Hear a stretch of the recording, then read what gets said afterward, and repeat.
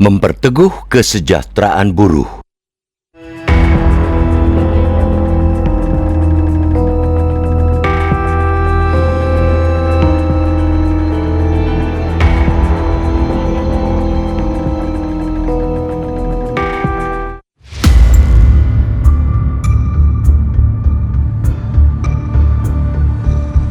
Hari Buruh Internasional yang diperingati di seluruh dunia telah berusia 140 tahun. Peringatan ini berakar dari perjuangan para buruh di Amerika Serikat pada 1886 yang menuntut jam kerja 8 jam sehari serta kondisi kerja yang layak. Meskipun tuntutan awal buruh sudah diterapkan di banyak negara, Hari Buruh tetap relevan untuk dirayakan. Ini adalah momentum yang tepat untuk menyuarakan bahwa persoalan ketenagakerjaan belum sepenuhnya selesai, bahkan terus bermunculan seiring perkembangan zaman. Situasi perburuhan di Indonesia masih menghadapi tantangan struktural yang berat, mulai dari dampak regulasi ketenagakerjaan hingga tekanan ekonomi global.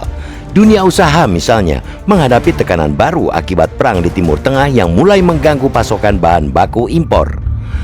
Ketergantungan pada bahan baku impor membuat sejumlah sektor industri berada dalam posisi rentan. Ketika dunia usaha terganggu, bukan tidak mungkin pilihan untuk mengurangi jumlah pekerja akan ditempuh oleh pengusaha, lagi-lagi kaum buruh yang menjadi korban. Dengan adanya peringatan Hari Buruh setiap 1 Mei, pemerintah dan pemangku kebijakan lainnya diajak untuk menyiapkan alternatif cerdas dan bernas demi menyelamatkan buruh tanpa harus mematikan dunia usaha yang terganggu akibat gejolak ekonomi global. Kemudian terkait dengan regulasi ketenagakerjaan, pemerintah perlu memastikan bahwa setiap kebijakan tidak hanya berorientasi pada kemudahan investasi, tetapi juga menjaga kepastian dan perlindungan bagi pekerja. Di tengah janji pertumbuhan dan investasi, tidak sedikit pekerja yang hidup dalam bayang-bayang ketidakpastian.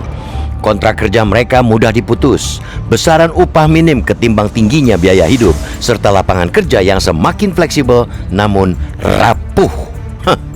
Regulasi ketenagakerjaan hingga tekanan ekonomi global adalah dua hal yang membuat Hari Buruh tetap menemukan relevansinya.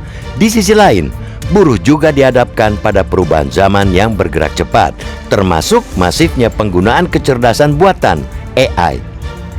Harus kita katakan bahwa AI dan otomatisasi mulai menggeser banyak pekerjaan teknis, terutama di sektor manufaktur dan jasa. Di bidang retail misalnya, sistem kasir mandiri dan pembayaran digital berpotensi mengurangi kebutuhan tenaga kasir dalam jumlah besar. Dengan demikian, May Day jadi momentum bagi pemerintah dan pengusaha untuk merumuskan ulang jaminan kerja di tengah disrupsi teknologi. Lapangan kerja harus tetap tersedia mengingat besarnya jumlah buruh di Indonesia. Survei Angkatan Kerja Nasional Sakernas November 2025 yang diselenggarakan oleh Badan Pusat Statistik atau BPS mencatat peningkatan jumlah penduduk bekerja sebanyak 147,91 juta orang. 38,81% atau 57,40 juta diantaranya berstatus sebagai buruh, karyawan atau pegawai. Misalnya saja 1 juta orang atau 1,74% dari kelompok buruh kehilangan pekerjaan akibat disrupsi teknologi, maka dampaknya tentu luar biasa. Di balik presentase yang kecil itu terdapat realitas sosial yang akan berakibat jauh lebih kompleks. 1 juta orang yang kehilangan pekerjaan berarti 1 juta rumah tangga akan ikut merasakan turbulensi ekonomi. Mereka akan merasakan penurunan daya beli, tekanan utang, maupun pergeseran ke sektor kerja yang lebih rentan. Publik sejauh ini masih menaruh harapan besar terhadap kepemimpinan Presiden Prabowo Subianto. Pada peringatan Hari Buruh 2025 atau di tahun pertama kepemimpinannya, ia dengan tegas mengatakan buruh adalah pilar utama penggerak ekonomi sosial. Ia menunjukkan pengakuan pentingnya peran buruh dalam ekonomi.